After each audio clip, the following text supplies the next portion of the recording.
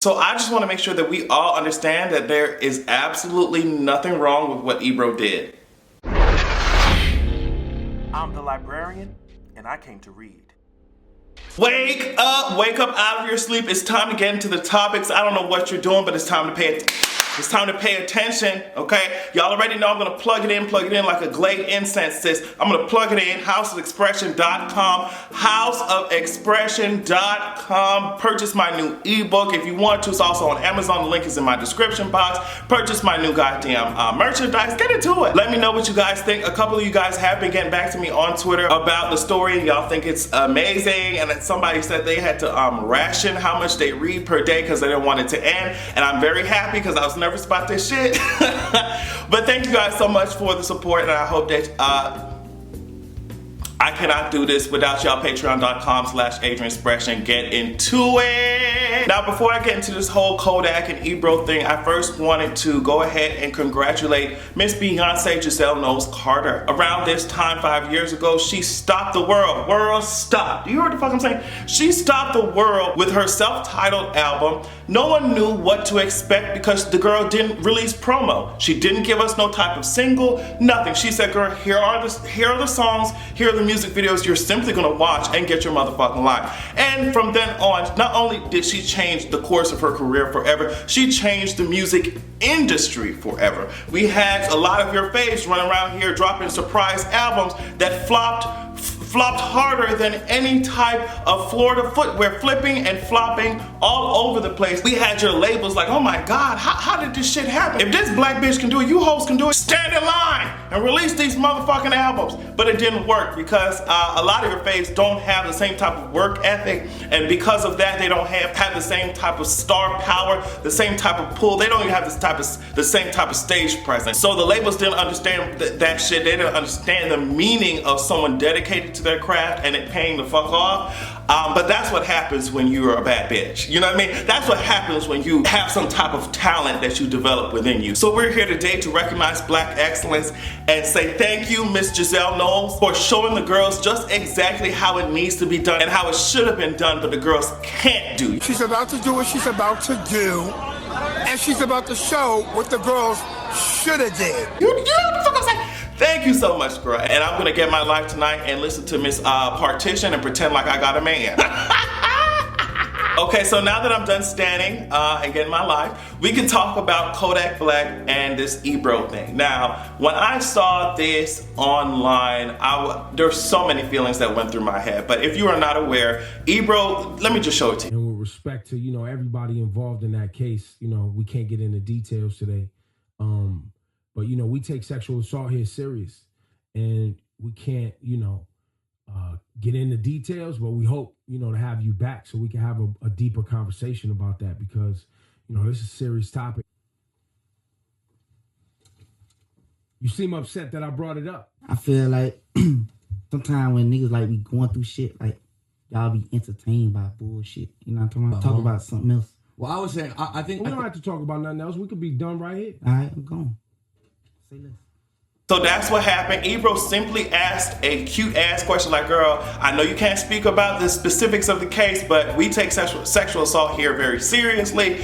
And so what is the tea? Now, before I move on from that, first of all, I want everyone to keep this same energy when it's other artists. I want everyone to keep that same energy. Two, I'm very happy that it's happening, period, because I just made a video about accountability in the industry and I was just like, where is it? Where are they? You know what I mean? Where is it? Where are they? And I wasn't seeing it. But I mean, Kodak is a wonderful place to start if we're talking about accountability, because there are many things that we could talk about with Mr. Kodak, including his self-hatred and hatred of people with dark skin. I don't like red bones. I love black African Americans, but I don't like black bitches like this. You know what I'm saying? I like yellow hoes. And also this sexual assault rape case, honey. We could talk about that. Now, there's so many people who went up there saying he can't talk about the specifics. Ebro knew what he was doing. Why the fuck? Okay, so my thing is, if you can't talk about the specifics, what are your thoughts on sexual assault, period? Because you're obviously going through a case right now,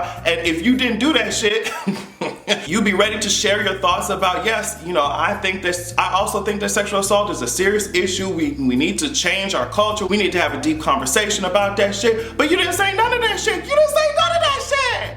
You don't have to talk about the specifics of the case to talk about sexual assault, sis. Like, you didn't say none of that. What you did say, though, is that y'all essentially come up here trying to drag our asses when you see niggas going through something. It's like, okay, what about the victims going through? I don't understand why people are so upset at Ebro for bringing this shit up. They're more upset at Ebro for this shit than this nigga for twirling around with sexual assault and rape. Like, sweetie, and I know why your ass walked out, Kodak, because those sexual assault kits, they did confirm the victim's story, sis. So like, the case ain't looking too good for you, sis.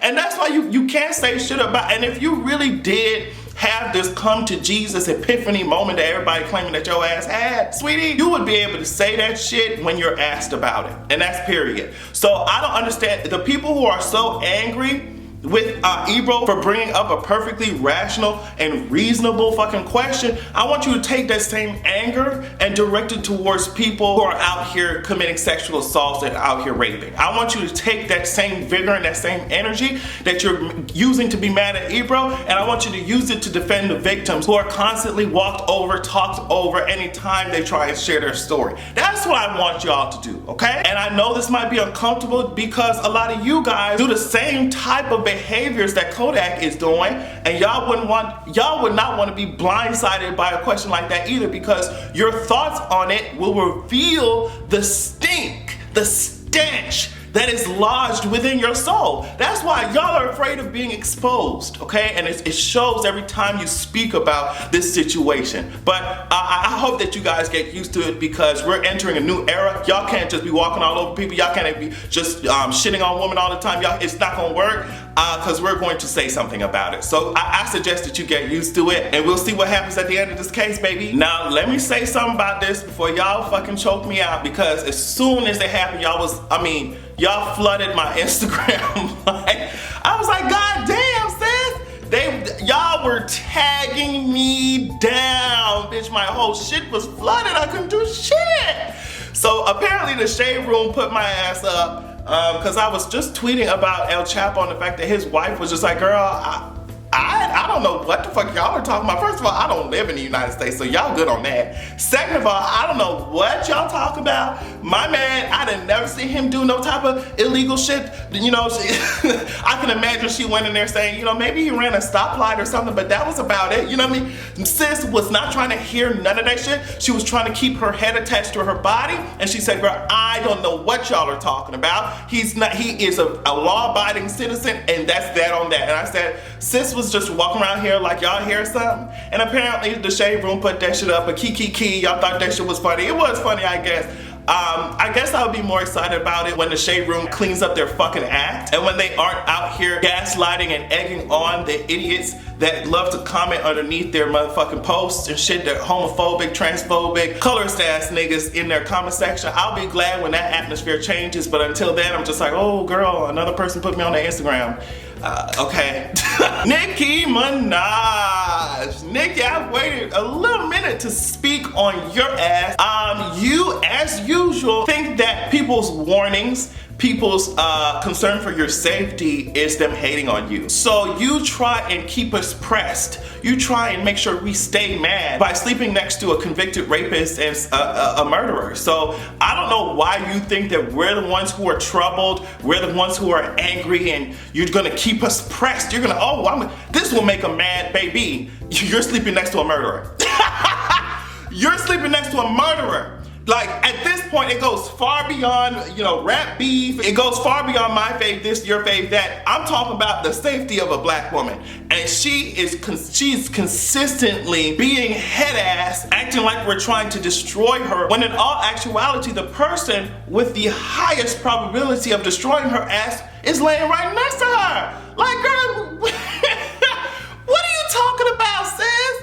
And she you run around here talking, oh, I'm gonna sue this platform, because these platforms saying that this is not the first time that she has supported somebody who sexually assaults people. Like what are you going to sue people off? Like, what's the basis of suing people? I don't know what type of lawyers you have, Nicki Minaj, but good ones will tell you that in order for a case to be successful, when you're talking about that shit like defamation and slander and shit like that, in order for cases like that to be actually won, the things that people are saying about you actually have to be false. So where's the foundation for any of these cases? That's what I'm trying to figure out. Where's the foundation for these cases? Because if all the shit that people are saying about you is indeed true, and you go up there on Instagram talking about, well, girl, he didn't really child rape, he's just raped. Like, all right, baby. Like, if you are out here confirming that shit, if what people are saying about you is actually true, you can't sue them for slander. You can't sue them for lying on your ass if the facts are right there. So I don't know what's going on with you, but I hope that you get it together soon, because the only person you're out here putting in danger is yourself. And the sooner you see that, the sooner we might get an album that makes sense. It's time to talk about politics. Let's first speak about Miss Sarah Sanders. Sarah Sanders went up onto somebody's interview, girl. So somebody asked, what do you want your legacy to be? You know, after you leave the White House, what do you want your legacy to be in government? And she said, I just want to make sure that people know that, you know, every day I tried to make America better than it was before. And I just hope that people know that I was trying to be as, you know, I hope they remember me for being transparent and honest. Sis, Sarah Sanders, you said you hope people remember you for being transparent and honest? The only thing that we gonna remember for being transparent is that skin, baby. Miss Translucent, you know, Miss Strong Chin, Miss Stonehenge Chin, baby.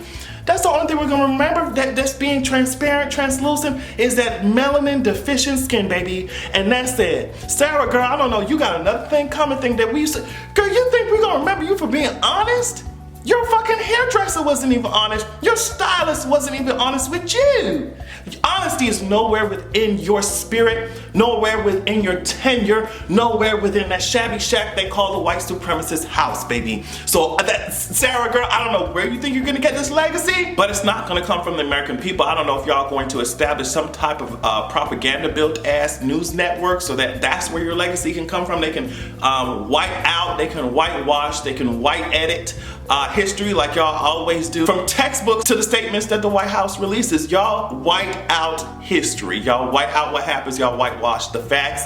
And I don't expect that to stop anytime soon. But Sarah Sanders, you are anything but transparent. But we do see right through your bullshit. So Nancy Pelosi and Chuck, they sat down with Donald Trump and Mike Pence.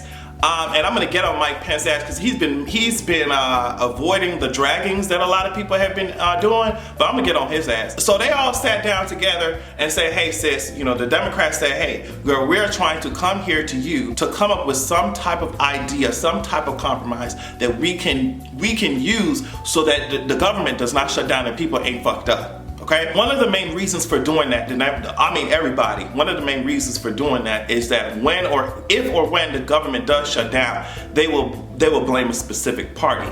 What happened in that exchange is that the Democrats got what they wanted. They got Donald Trump to say that it is you heard Nancy Pelosi first say it, oh, it's a Trump shutdown. And then Trump was even caught off guard from that. She was like, huh?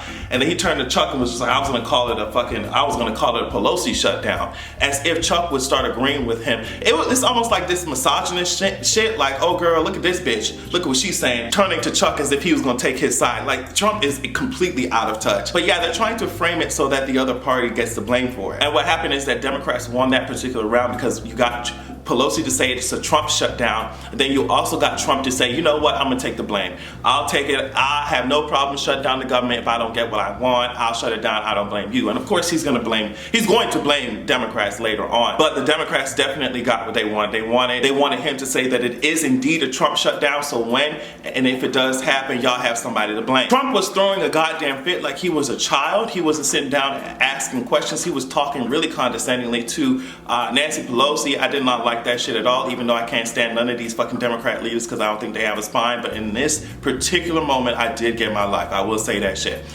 They were dragging Donald Trump from sea to shining sea. The only thing they agreed on is that they wanted border security, but obviously a big ass concrete ass wall. We're not paying for that shit. They should have asked his ass why Mexico ain't paying for that shit like he said. Now, I'm gonna get on Mike Pence's concrete slab in the face bill dash. He really sat his ass down there. He's just waiting for all this shit to blow over. He didn't say not one goddamn thing. He's just watching these hoes argue. He's not going to say one thing until it's time for him to take up the mantle as president when this motherfucker gets ousted, which is why I'm hoping, because he really knows how to stay his ass away from the limelight. But girl, those investigations aren't leaving you out. So what I'm hoping is that Mueller's gonna come back and drag the shit out of both of their ass, not just Donald Trump. We need to get Mike Pence ass out of there. And honestly, to me, he's more terrifying because his ass is silent like the Grim Reaper, and he's walking around here. He looks presidential enough, and he knows the systems more than fucking Donald Trump. He knows how to fuck us over and look presidential doing it, okay? So he is, to me, extremely dangerous. He's like a ticking time bomb,